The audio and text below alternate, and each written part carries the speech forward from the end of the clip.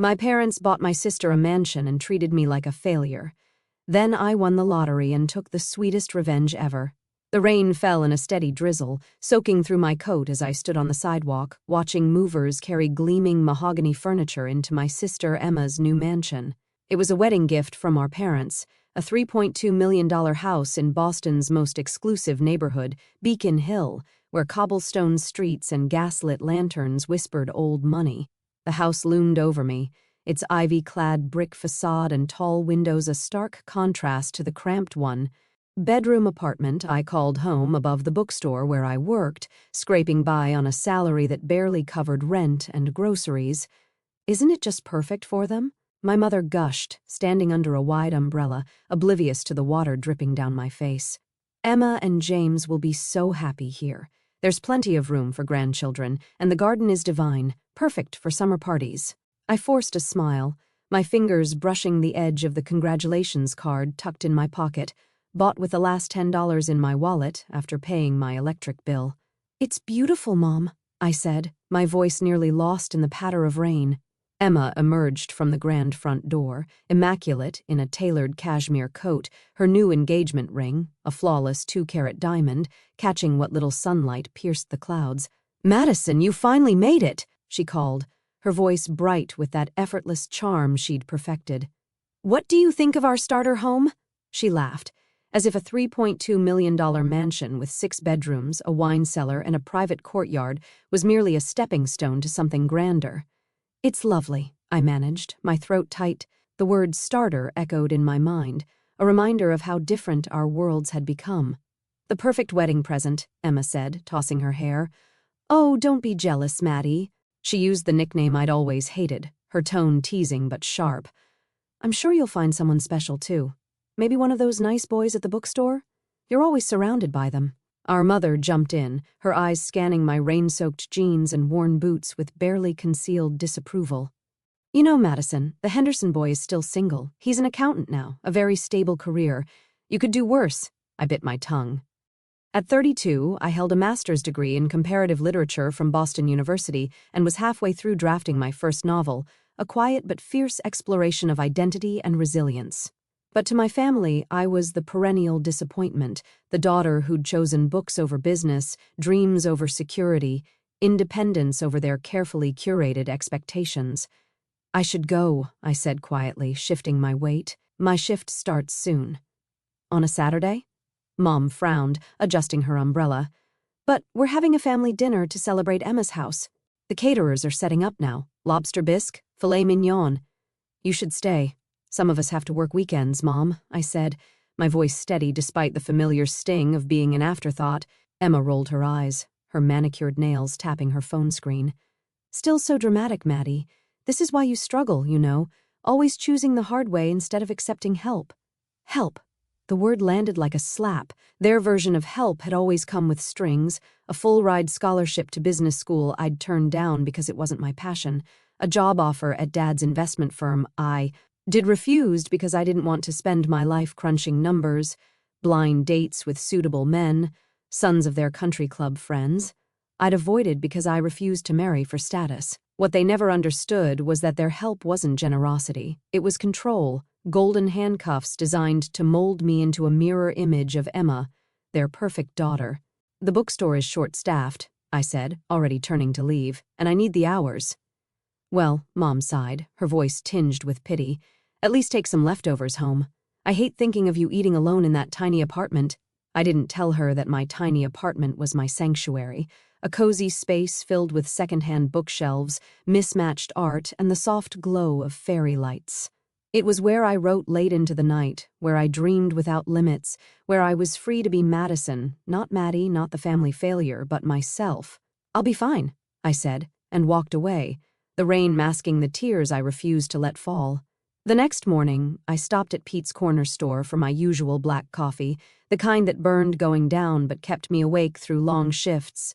Pete, a wiry man in his late 60s who'd been running the shop for 40 years, greeted me with a grin that was unusually wide. "Madison, did you check your ticket?" he asked, leaning over the counter, his eyes twinkling with mischief. I blinked, confused, then remembered the lottery ticket I'd bought 2 days ago.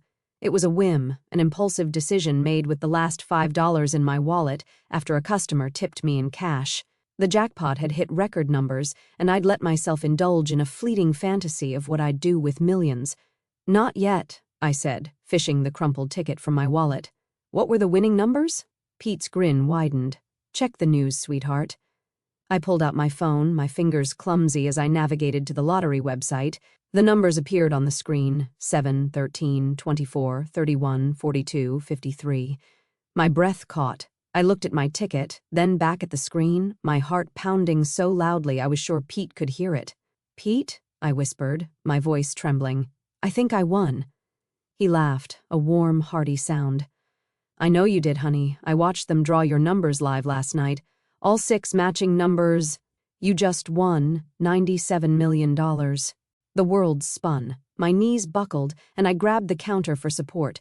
$97 million. The number was incomprehensible, a figure so vast it felt like a dream. "Sit down before you fall down," Pete said, guiding me to a stool behind the counter. Deep breaths. "This is big news, but you need to be smart now. Don't tell anyone yet. Get a lawyer first, and for heaven's sake, sign that ticket." With trembling fingers, I scrawled my name on the back of the ticket, the ink smudging slightly from the sweat on my palms. Pete locked it in his safe, handed me a glass of water, and called his daughter, Caroline, a respected financial attorney who specialized in high-net-worth clients. "Caroline will meet you in an hour," he said, his voice firm but kind. "She'll help you do this right." I nodded, still dazed, the reality sinking in slowly. $97 million, enough to change everything, enough to rewrite the story my family had told about me for 20 years. "Pete," I said, my voice barely audible, "my family." He squeezed my shoulder, his eyes softening. "We'll find out soon enough who they really are, but right now this is your moment. Don't let anyone take it from you." As I waited for Caroline, my phone buzzed with a text from Emma: "Family brunch tomorrow to discuss wedding plans. Wear something nice for once and try not to be late like always." I stared at the message, picturing her in her mansion, basking in our parents' endless adoration. For 20 years, I'd been the family afterthought, the daughter they'd written off as impractical, a dreamer who'd never amount to anything. Emma had always been the golden child, her every milestone celebrated, her every whim indulged. Now, I held a winning ticket that could shift the balance, not just of wealth, but of power. I texted back, "Sorry, can't make it. I have something more important to do." For the first time in my life, I wasn't lying. Caroline arrived at the store, a no-nonsense woman in her early 40s with sharp eyes and a calm demeanor. Over coffee in Pete's cramped back office, she walked me through the next steps, signing the ticket, securing it in, a safe deposit box, assembling a team of financial advisors, and preparing for the public announcement that would come with claiming the prize. "This kind of money changes everything," she warned, "especially family dynamics. Be prepared for people to come out of the woodwork. Friends, relatives, strangers. They'll all want a piece of you." I thought of my parents, of Emma, of the way they'd always measured worth in dollars and status. "What if I don't want them to know?" I asked. Caroline's smile was sympathetic. "You can delay the inevitable, but once you claim the prize, your name becomes public record in Massachusetts. You'll need to decide how to handle that exposure." I nodded, my mind racing. For now, I wanted to keep this secret close, to figure out who I was with $97 million before my family tried to redefine me again. Over the next 3 weeks, I moved quietly, methodically. With Caroline's guidance, I resigned from the bookstore, leaving my manager a $20,000 check to hire and train my replacement and ensure the shop could keep its doors open. I bought a beautiful but modest 3-bedroom house in a quiet neighborhood in Cambridge, using a trust to keep my name off public records. The house had a wraparound porch, a small garden perfect for a reading nook, and a study with floor-to-ceiling windows where I could write. I furnished it with care, choosing pieces that felt like me, a vintage oak desk, a plush armchair, shelves groaning with books. I also began laying the groundwork for Bennett Publishing House, my dream of creating a platform for overlooked writers, people like me, whose stories were dismissed because they didn't fit the mold of commercial success. Caroline connected me with a team of advisors, a tax attorney, an investment manager, and a philanthropy consultant. Together, we set up trusts, investment accounts, and a charitable foundation focused on literacy programs for underserved communities. Every decision felt like a step toward reclaiming my identity. Not as the family failure, but as someone capable of building something meaningful. The day I signed the final papers to claim my winnings, Caroline sat across from me in her sleek downtown office, her expression serious. "Once we submit these, your name goes public," she said, sliding the documents toward me. "Are you ready for that?" I thought of the life I'd already begun to build, the house, the publishing company, the foundation. I thought of the manuscript waiting on my desk, half finished but brimming with promise. And I thought of my family, who'd never seen me as anything but a dreamer who'd never make it. "I'm ready," I said firmly, signing my name with a steady hand. The next morning, Boston woke to headlines screaming my name. Local writer wins $97 million lottery jackpot. Bookstore clerk becomes multi-millionaire overnight. Madison Bennett claims record-breaking prize. My phone buzzed incessantly. A flood of messages from old classmates, distant cousins, and acquaintances I hadn't spoken to in years, all suddenly eager to reconnect. Social media exploded with speculation about what I'd do with the money, from buying yachts to funding startups. But the messages I was waiting for, the ones I knew would come, arrived last. "Emma, oh my God, Maddie, why didn't you tell us? Call me immediately. We need to talk." "Mom, Madison Elizabeth Bennett, how could you keep this from your family? We're coming over right now. Where are you living?" "Dad, your mother is hysterical. Call us this instant. This is unacceptable." I turned off my phone and poured myself a cup of chamomile tea, settling into my new home office. Outside, the garden glowed in the morning light, the first buds of spring peeking through the soil. I felt a strange calm, a certainty that I was exactly where I was meant to be. The doorbell rang, sharp and insistent.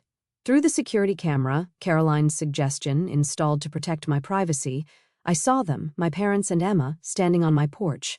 Emma looked like she'd stepped out of a fashion shoot, her designer scarf perfectly knotted. Mom was smoothing her tailored dress, her nervous habit when she felt out of control. Dad stood stiffly, his jaw set, as if preparing for a boardroom battle. I took a deep breath, steadied myself, and opened the door. "Madison," my mother burst out, her voice a mix of relief and reproach. "We've been so worried. Why haven't you answered our calls? And how did you afford this house? The lottery money hasn't even been released yet." "Hello, Mother," I said calmly, stepping aside. "Would you like to come in?" They filed into my living room, their eyes darting over the hardwood floors, the tasteful furniture, the wall-to-wall bookshelves filled with first editions and dog-eared paperbacks. Their surprise was palpable, as if they'd expected to find me in a rundown studio apartment, surrounded by chaos. "Well," Emma said, running a finger along a shelf, her tone patronizing, "I suppose now you can finally move to a better neighborhood, maybe near my new house. There's a lovely little colonial for sale, only $4.5 million. "I'm happy here," I said, cutting her off, "but thank you for your concern." "Maddie, darling," my mother said, leaning forward, her voice dripping with honey, "you have to understand our shock. This is life-changing money. You'll need guidance, proper financial advice. Your father knows several excellent wealth managers, top-tier professionals who handle portfolios like this." "I have a team of advisors," I said, "and it's Madison, not Maddie." "Don't be difficult," Emma snapped, her composure slipping. "We're trying to help. God knows you've never been good with money. Remember that time I loaned you $10,000 for your startup business?" I asked quietly. "The one you never paid back?" Emma's face flushed, her lips parting in protest. "That was different. What you needed was to take responsibility." I stood up, my voice steady, years of pent-up frustration rising to the surface. "Something none of you have ever expected from her. Now, see here," my father said, his face reddening. "We've always supported you both equally." I laughed, a sharp, bitter sound that echoed in the quiet room. "Equally? You bought Emma a $3.2 million mansion for her wedding. You paid for her business school, her first car, her destination wedding in Tuscany. You threw her a gala when she launched her boutique, even though it folded in 6 months. What did you give me for my college graduation? A lecture about practical career choices and a $50 gift card to a restaurant I don't even like. Because we worried about you," my mother cried, her eyes welling with tears. "Your choices were so impractical, literature, writing, that bookstore job. We just wanted you to have stability, security." "You wanted me to be like Emma," I said, my voice cutting through her protests. "The perfect daughter, the sensible one who follows your script." "Well, guess what? My impractical choices led me here. My job at the bookstore, the one you all mocked, is where I bought the winning ticket. And now you can finally have a real life, Emma said, her tone softening, as if she was offering me a gift. We can help you invest, get you into the right social circles, introduce you to the kind of people who matter. No. The word landed like a stone, heavy and final. What do you mean, no? My father demanded, his voice rising. I walked to my desk and pulled out 3 envelopes, each labeled with their names. Emma, this is a cashier's check for $110,000, repaying the loan you've conveniently forgotten about, plus interest. I handed her the first envelope, watching her eyes widen. Mom, Dad, this is a check for $20,000. The total of every gift, every payment, every contribution you've ever made to my life. I've kept careful records since I was 16. They stared at the envelopes, speechless, their hands frozen in midair. The third envelope, I continued, contains documents showing I've already established Bennett Publishing House, created a charitable foundation for literacy programs, and set up my investments with one of the top firms in the country. I didn't need your guidance then, and I certainly don't need it now. But we're family, my mother whispered, her voice breaking. Yes, we are, I said, my tone softening but firm. And family should love unconditionally, support dreams, not squash them, celebrate differences, not try to erase them. When have you ever asked about my writing? When have you ever shown up to one of my readings at the bookstore? When have you ever seen me as anything but a project to be fixed? My father's face hardened. You're making a mistake, Madison. You need us. This kind of money, it's a responsibility you're not equipped to handle. I smiled, feeling lighter than I had in years. No, Dad, you need me. And that's the real reason you're here, isn't it? You saw the headlines, and suddenly I'm not the family failure anymore. I'm a resource, a way to prop up your lifestyle, to bail out Emma's failing boutique, to keep your country club membership active. Emma stood up, her face a mask of fury. You think you're better than us now because of some lucky numbers? No, Emma, I said, meeting her gaze. I always was. You just never saw it. My mother reached for my hand, tears streaming down her cheeks. Madison, please. We made a terrible mistake. We see that now. Can't we start over?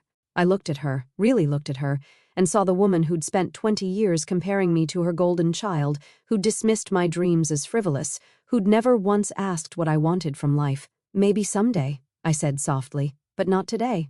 I walked to the door and held it open. Now, if you'll excuse me, I have a meeting with my foundation board about funding new libraries in underserved communities. They left in silence, my mother's sobs echoing in the hallway, Emma's heels clicking angrily on the porch, my father's shoulders slumped in defeat. I closed the door, leaned against it, and exhaled. For the first time in my life, I felt free. 6 months later, the launch party for Bennett Publishing House was a triumph. We'd transformed a historic warehouse in the South End into a vibrant literary hub, with exposed brick walls, soaring ceilings, and shelves bursting with books. The space was alive with possibility.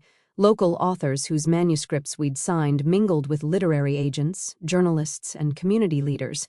Children from our literacy program, dressed in their best, proudly displayed their own stories in a special exhibit, their faces glowing with pride. The air was filled with laughter, the clink of glasses, and the hum of excited conversation. Pete stood beside me, sipping a glass of sparkling cider, his eyes crinkling with pride. Look at what you've built, Madison, he said, gesturing to the crowd. And not a penny wasted on showing off. He was right. I could have bought a gleaming office tower downtown, but I'd chosen this warehouse instead, renovating it with care to create a space that felt like home to writers and readers alike.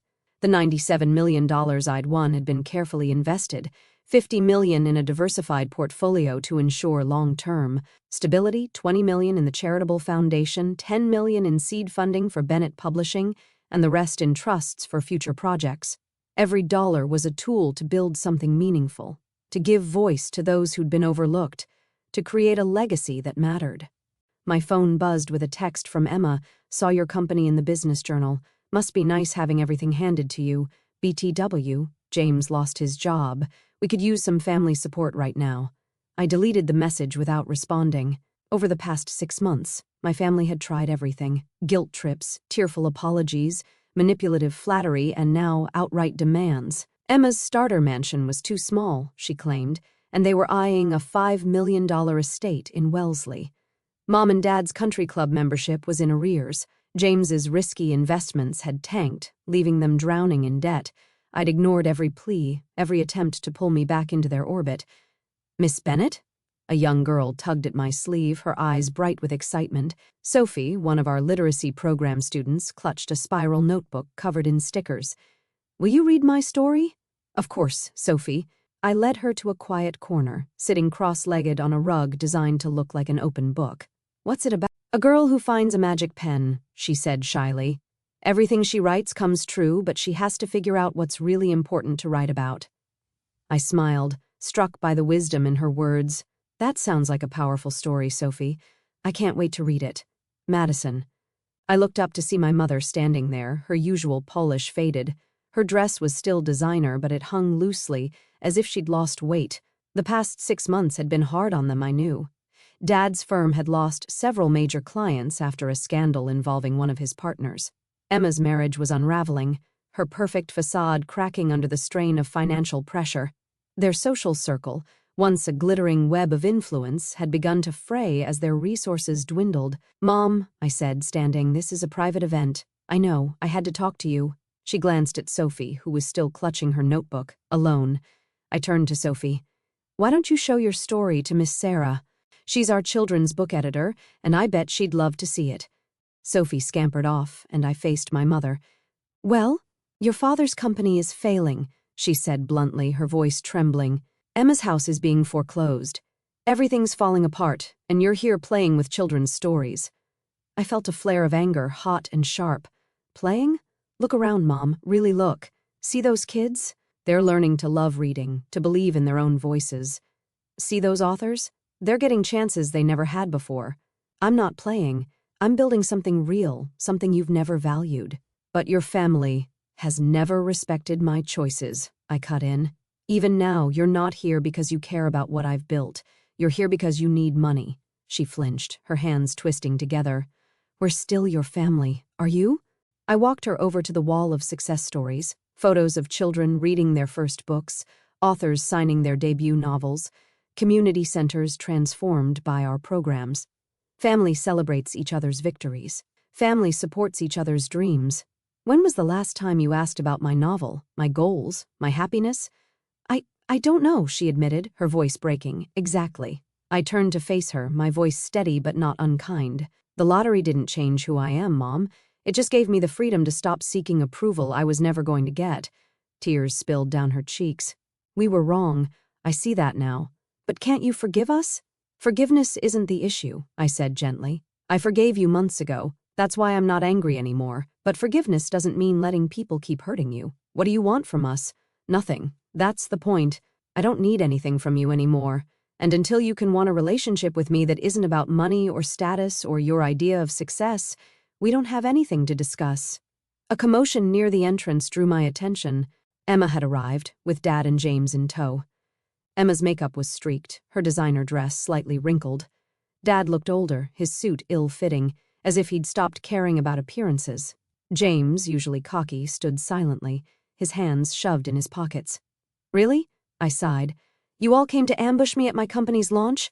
"We're desperate!" Emma cried, her voice breaking. "James lost everything in that investment scheme. The bank is taking our house and Daddy's company is dying. Please, Maddie, you have to help us." The room had gone quiet, guests pretending not to watch as the drama unfolded. I looked at my family, really looked at them. Dad, stripped of his authority, a man who'd built his life on control now facing its loss. Emma, her perfect image shattered, clinging to a lifestyle she couldn't sustain. James, a shadow of the confident entrepreneur he'd once been. Mom, torn between pride and desperation, her eyes pleading for a lifeline. "No," I said firmly. "No." "Madison?" Dad's voice cracked, a rare show of vulnerability. "I'll make you a different offer instead." I pulled out my phone, pulling up a series of photos and documents I'd prepared with Caroline's help. "This is Carter Financial Services, Dad. They're looking for experienced advisors with community connections. They've agreed to interview you for a senior position. No guarantees, but a fair shot." I swiped to the next photo. "Emma, the local art center needs a fundraising coordinator. With your social skills and event planning experience, you'd be perfect." James, My friend's construction company is hiring project managers, real work, fair pay, a chance to rebuild. You want us to work for other people? Emma said, her voice thick with disbelief. I want you to earn your own way like I did. Build something real, find out who you are without the fancy titles and borrowed money. And if we refuse, Dad asked, his tone stiff, then you'll figure something else out. But you won't get a dime from me to maintain the lifestyle that made us all so unhappy. Mom stepped forward, her expression shifting from desperation to something softer, almost thoughtful. The Arts Center, they really think Emma would be good at fundraising? Yes, I said, because she is good at it when she's actually trying, not just playing the perfect daughter. Emma wiped her eyes, smearing expensive mascara. I don't know how to be anything else. Yes, you do. I took her hand, the first time we'd touched in months. You're smart, capable, and determined. Use those qualities for something meaningful instead of just appearances. Dad cleared his throat, his voice hoarse. The position at Carter Financial. When's the interview? Tomorrow at 10, I said. Don't wear your Rolex. Show them your experience, not your ego. One by one, they nodded, not happy, not grateful, but perhaps, for the first time, listening. As they left, Mom turned back, her eyes searching mine. Your company, it's really amazing, Madison. I'm sorry we never saw. I know, I said softly. Maybe someday you'll see me too. After they were gone, Pete appeared at my side, a glass of cider in hand. You okay, kiddo? I looked around at my publishing house, at the dreams being born, the stories being told, the lives being changed. You know what, Pete? I really am. Sophie came running back, waving her notebook. Miss Bennett, Miss Sarah loved my story. She said maybe someday it could be a real book. I knelt down beside her, my heart swelling. Want to know a secret, Sophie? Every real book starts with someone brave enough to tell their story, like you, like all of us. Later that night, I sat in my garden reading Nook, a soft blanket draped over my shoulders, my novel open on my lap. The manuscript had grown over the months, each page a testament to the voice I'd fought to reclaim. My phone buzzed with a text from Emma. I have the interview at the Art Center tomorrow. Any tips? I smiled, typing back, be yourself. Your real self. You're more than you think. A week later, I received an email from Dad. The interview at Carter Financial had gone well. They'd offered him a position, not as prestigious as his old role, but a chance to start over. I didn't realize how much I'd missed real work, he wrote. Thank you for the push. It was the closest he'd ever come to admitting I'd been right. Emma landed the fundraising job at the Arts Center, and though she grumbled about the long hours, I heard through a mutual friend she was thriving, her natural charm winning over donors. James took the construction job, and while he wasn't thrilled about trading boardrooms for blueprints, he was learning to adapt. Mom started volunteering at a local community center, teaching knitting classes to seniors, a small step, but a sign she was trying to find her own path. I didn't give them handouts, but I did send Sophie's school a donation to expand their library, funded a mentorship program for young writers, and published our first novel, a debut by a single mother whose story of survival brought tears to my eyes. Each project was a brick in the foundation of a life I was proud to live. 1 year after the lottery win, I stood on the balcony of my publishing house during our first anniversary celebration. The warehouse was filled with authors, readers, and community members, all gathered to celebrate a year of stories that mattered. Pete raised a glass in a toast, his voice carrying over the crowd. To Madison Bennett, he said, who turned a lucky ticket into a legacy of courage and change. As the crowd cheered, I looked out over the city's skyline, the lights twinkling like stars. My novel was nearly complete, set for publication next spring. My family was slowly finding their way, not because I'd saved them, but because I'd shown them they could save themselves. And I was no longer the afterthought, the dreamer dismissed as impractical. I was Madison Bennett, builder of dreams, teller of stories, guardian of my own truth. The lottery hadn't just given me $97 million.